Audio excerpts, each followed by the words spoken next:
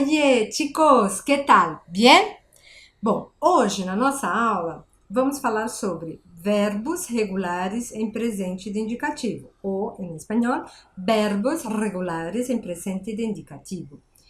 Guapos, por que a gente chama uma classe de palavras de verbos? Primeiro, verbo indica ação, ok? Depois, a gente está falando de verbos regulares. Essa palavra vai nos remeter a algo linear, da mesma forma, regular, sempre igual.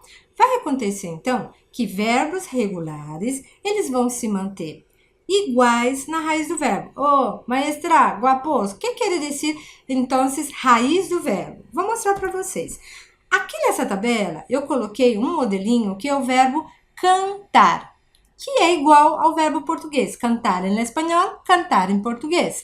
Esses verbos que terminam em ar, nós chamamos de verbos regulares terminados em ar, da primeira conjugação. Então, verbos que terminam em ar pertencem à primeira conjugação. Por que eu chamo de verbo regular? Outra vez, raiz de verbo. Raiz de verbo é o comecinho do verbo até, nesse caso, até o T, antes do A. Então, essa é a raiz do verbo. Cante. Percebam, observem na tabelinha que eu coloquei aí do verbo cantar. Cante vai até o final em todas as pessoas. Eu canto. Não mudou a raiz, não mudou o cante, continua lá. Tu cantas. Igual, mudou só o finalzinho do verbo. Ele, ella, usted canta. Nós outros cantamos, vosotros cantais. Eles cantam. Observaram? A raiz do verbo, a primeira parte do verbo, não muda, não cambia em espanhol. Então, só mudou a forma finalzinha, o que a gente chama de desinência do verbo. Não mudou a raiz. Isso é verbo regular, vale? Outro modelinho, verbos terminados em er. Eu coloquei aí o modelo do verbo beber, igualito ao português. Beber em espanhol, beber em português. Observem outra vez, raiz do verbo nesse caso vai até o B, o outro B, bebe. Isso é raiz do verbo e não muda na conjugação, não mudou para nenhuma pessoa. Então, a raiz do verbo permanece igual para todas as pessoas na sua conjugação em presente. Observem, eu bebo, tu bebes, ele bebe, nosotros bebemos, vosotros bebeis. Ellos, ellas, ustedes bebem. Então, verbos da segunda conjugação, que são aqueles terminados em er, nós vamos ter aí esse modelinho, verbo beber. Próximo modelo, verbos terminados em ir, verbos regulares terminados em ir. Terceira conjugação, verbos que terminam em ir, terceira conjugação.